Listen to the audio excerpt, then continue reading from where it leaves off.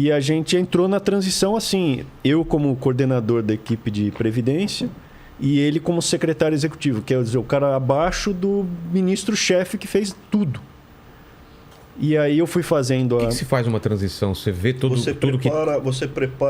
Você prepara justamente o governo para no dia 1º ele está rodando. Mas se você conversa com todo mundo do governo anterior, pega todos os números... Tem uma equipe de transição do governo anterior que conversa, que tem a interface com você. Mas é amigável essa transição ou não? Às vezes não. Como depende foi? do governo. A nossa foi amigável.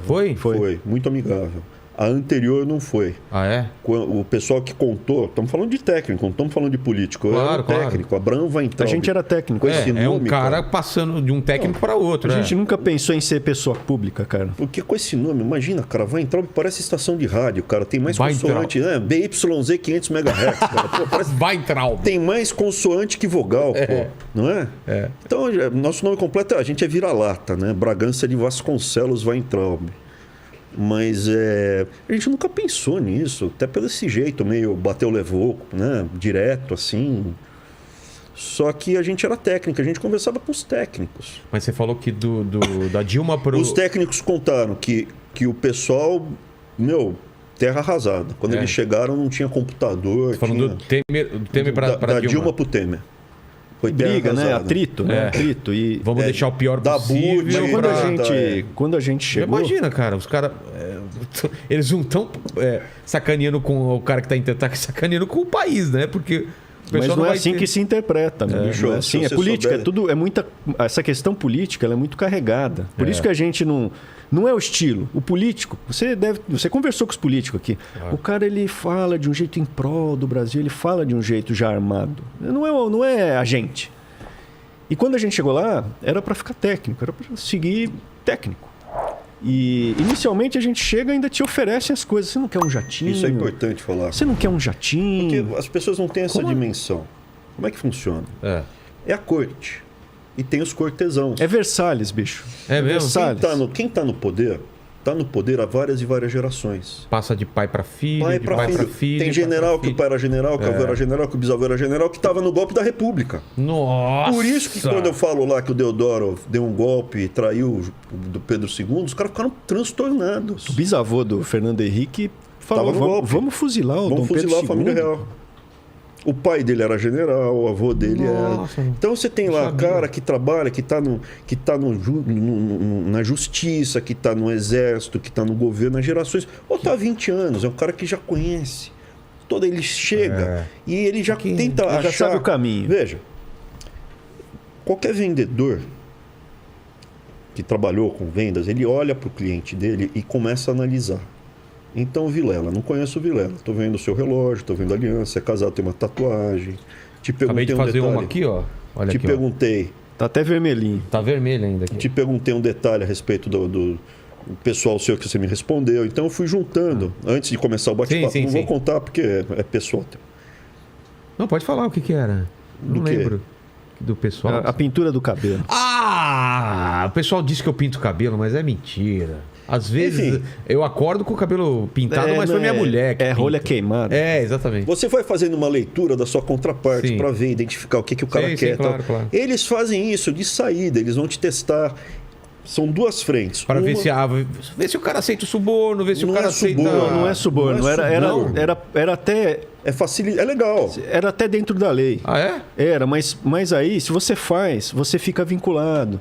Você fica devendo um favor. Eles te oferecem duas coisas. O processo todo de coerção de quem chega para o governo, ele é feito em duas frentes. Então você vai para lá, você se deu bem, ganhando 16 mil reais bruto. Pô, bicho, tá bom. Mas eu tenho que pagar a passagem do meu bolso de avião e, eu não tive que comprar, não tinha como comprar um mês de antecedência. Eu gastei o que eu ganhei praticamente com o avião, cara. Com passagem. E depois com o advogado, enfim... eles vêm e falam, você não quer pegar carona no jatinho que está indo para São Paulo agora? Pega aí, não vai gastar nada. Aí. Ele já vai ir. A gente falou, não. Como não? Como não? Pagar do seu bolso? A outra, vieram alertar a gente, porque tem gente boa e tem gente ruim. Gente boa falou, Abrão, isso daí é arapuca total. Você te pega, começa, eles já vão começar a te testar. A gente nem falou assim, o cara veio e ficou assustado. Não, quando falaram, a gente... Não. E aí uma moça, pessoas de bem... pessoa que hoje a gente tem muito apreço, virou amizade e falou, ó... Não, vocês fizeram bem de não topar, não topa. Muito bem, nunca aceite porque nada isso aí é um pessoal. caminho ruim. Se você aceita na ingenuidade, ferrou, né? Não, daí eles vão gradualmente cooptando. Quando você cara. aceita, é estilo Versalhes, porque quem assiste aí, você chega num palácio. Chama palácio porque é um palácio. Então você tem aquelas intrigas dos nobres, eles são nobres. Intrigas palacianas. O que se considera é que quando você chega no poder ali na Brasília, não a cidade, o poder, você entrou na nobreza. Então eles falam assim, olha, bicho, vem aqui, já que você virou nobre, antes você era um camponês. Você estava lá fora, chafurdando na lama, agora você está aqui, você é nobre, meu. Agora você é excelência. Eles te dão aquela manga com babadinho. Eles usam babador, tem gente que usa babador. É mesmo? É sério, cara, é sério. É sério. E aí os caras começam a te ver o que você quer. Você quer o quê, cara? Você gosta? Que você precisa? Exato. Carro. Gosta de quer Carro, prostituta, mulher. Não. Tô falando isso daqui nem... Veja, isso eles não chegaram a oferecer pra gente. Pra gente, porque não passou na primeira etapa. Mas se eles sacarem que o cara quer, é o primeiro. Exato. Eles querem o carro oficial do governo, motorista, passagem, jatinho. Quando você viaja de jatinho, por exemplo, você ganha mais pela diária, não sei o que. Ela tem um monte de...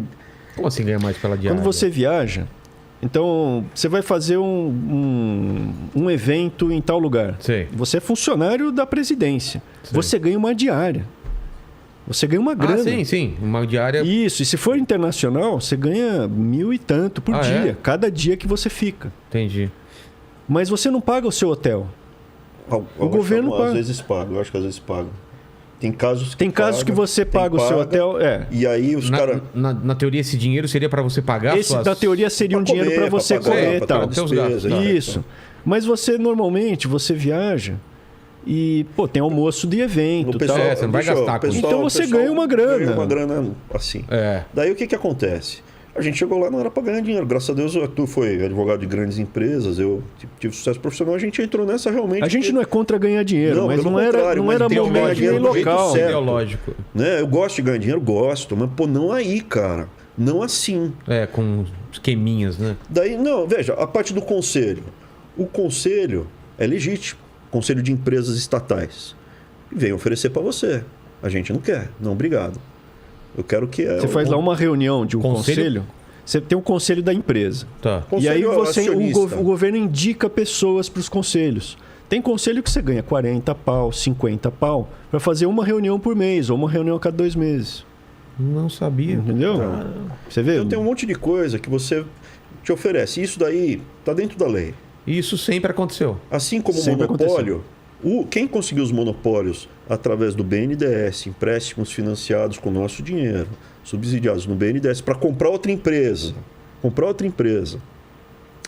com isenção tributária do projetinho passado no Congresso e com autorização do CAD, esse monopólio, eu diria que eticamente, é totalmente ilegítimo, mas legalmente não teve corrupção. Conseguiram passar dentro da lei. Os maiores esquemas não é o pessoal que constrói uma escola. Eu não vejo... O maior problema hoje do Brasil não é o safado que constrói a escola e some com os tijolos. O maior problema são essas famílias, essas poucas famílias que foram pinçadas, que fazem depois grandes contribuições para os institutos dos políticos, para as campanhas dos políticos. Elas pagam filósofos que vem aqui, você já recebeu alguns filósofos aqui. Esses filósofos ganham muito dinheiro fazendo palestra de final de ano para essas grandes empresas. 50 pau para fazer uma palestra. Eu já tive em grandes empresas. E tudo nessa estrutura aparentemente legítima, né? Tudo dentro da lei. Ele não vai falar mal da agenda de quem está pagando para ele, cara. Entendi. Esses caras contratam artistas para fazer propaganda dos produtos deles. Esse artista vai falar o que ele quer, ele vai se posicionar assim. Um artista de direita... ou um filósofo que queira defender uma agenda de liberdade e enfrentar os conglomerados, ele não vai ser chamado para fazer palestra no final do ano para esses conglomerados, pô. E você cria uma estrutura que legalmente é defendida, mas moralmente é podre. Hoje, os maiores problemas que acontecem no Brasil são essas poucas famílias que controlam. Eu vou dar um exemplo. Não estou falando especificamente do Abílio Diniz. Não estou falando mal dele. Mas, hipoteticamente, aconteceu lá no final do governo, quando a coisa já estava fazendo água, ele tentou pegar um financiamento do BNDES para comprar o Pão de Açúcar de volta com financiamento do BNDES, nosso dinheiro. E comprar o Casino na França. Estou falando para você, assim como... Pô, mas eles compraram um monte de empresa no exterior. Você quer ver uma coisa? Fizeram um monte de projeto, um monte de coisa. A carne, tem processo nos Estados Unidos sobre carne da JBS. Tem processo lá.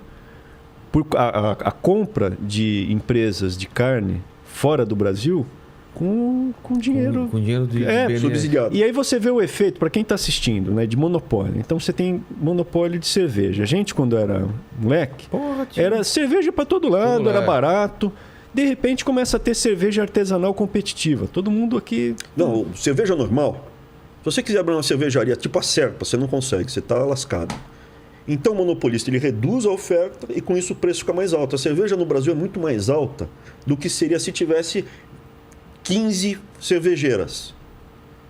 Então você viabiliza o quê? Você abriu uma cervejaria artesanal, porque senão a cerveja artesanal da cerveja normal, a diferença é muito grande. Pô, bicho, a Serpinha antigamente era uma cerveja top. Hoje em dia é a mesma coisa que as outras. Lembra da Serpa? Sim. Uma cerveja top. Ela tinha o preço, você não conseguia fazer uma artesanal para competir com a Serpa. A diferença de preço era muito grande pela qualidade. Isso acabou.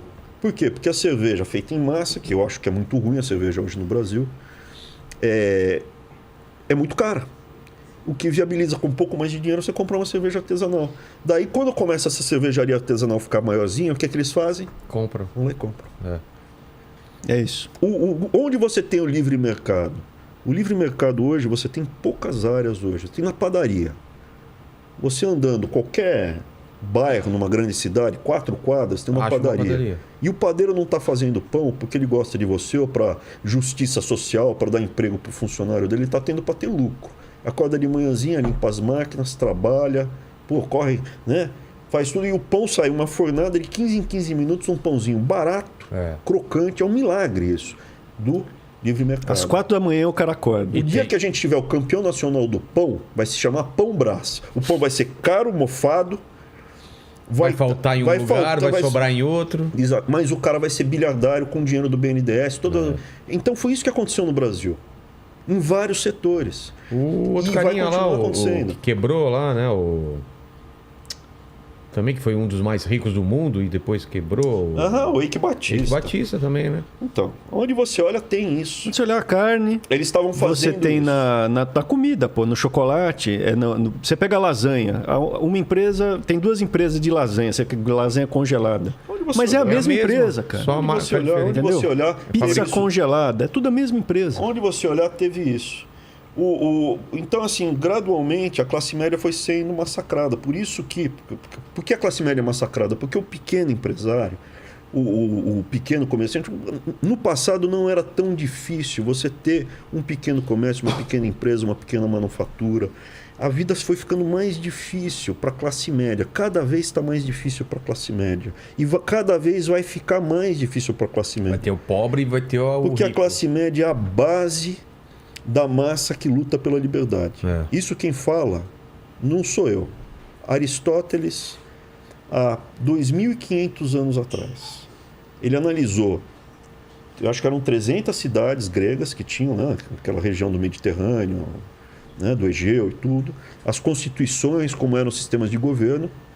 A abordagem dele é justamente a científica, baseado em exemplos, ele analisa e depois fala. E ele falou, olha, aonde você desenvolve democracia? Onde tem classe média. Onde você tem poucos ricos e muitos pobres, ou você tem uma oligarquia que arranca o couro dos muito pobres, ou acaba tendo um demagogo, e o termo é esse mesmo, demagogo, que é o condutor do demo, que é povo, que vai capturar essa insatisfação, vai se transformar num tirano e vai tomar o poder. E ele dá o exemplo, né? Você tem um exemplo clássico, que foi a Revolução Hoplita na Grécia. A Grécia era a Revolução Hoplita de Atenas. Atenas era uma oligarquia. Tinha poucas famílias ricas que, quando vinha um invasor externo, subia no cavalo, tinha lá um monte de empregado, punha as armas e ia lutar. Só que você teve o comércio. Atenas começou a virar uma cidade muito forte de comércio, e com o comércio também artesanato, manutenção, etc. Isso tudo gerou uma classe média que podia comprar o ópio que era o escudo, a lança, o elmo, e ir lutar. E a quantidade era muito maior, eles ficaram muito mais fortes. Então eles se tornaram politicamente mais representativos e Atenas virou uma democracia. O exemplo que virou democracia, graças ao quê? À classe média. Por isso que eu considero a análise que a Marilena Chaui fez fantástica. Fantástica pro mal, né? Pro mal, porque daí o que acontece? Ela odeia a classe média. Tem uma turma aí que fica me falando que eu sou comunista, ficando mais sério. Então eles pegam esse trecho e falam, pô, ele gosta da Marilena Chaui. O que ela fala mesmo? Ela fala o seguinte: odeio a classe média. Eu odeio a classe média. A classe média é tudo que tem de pior, porque para ela tá correta a análise. Ela identificou quem derrubou eles do poder, quem foi pra rua. Foi a classe não média. Foi o cara que tá no Bolsa Família, porque o coitado do Bolsa Família, cara, é da mão pra boca. Ele não tem internet para se informar. Ele não vai pagar uma passagem de ônibus para ir para Paulista. Ele tá sobrevivendo, né? E o rico, ele pode escolher. Você quer que a Receita Federal vá na sua empresa ou você prefere o BNDES? Você escolhe. Então o que sobra? É a classe média. Se a gente liquidar ou enfraquecer muito, diminuir muito a classe média, a gente consegue consolidar a nossa estratégia de poder totalitário. É isso, a frase dela é brilhante, cara. É brilhante. Ela cantou antes quem estava ameaçando o projeto de poder dela. Exatamente. E é isso que acontece.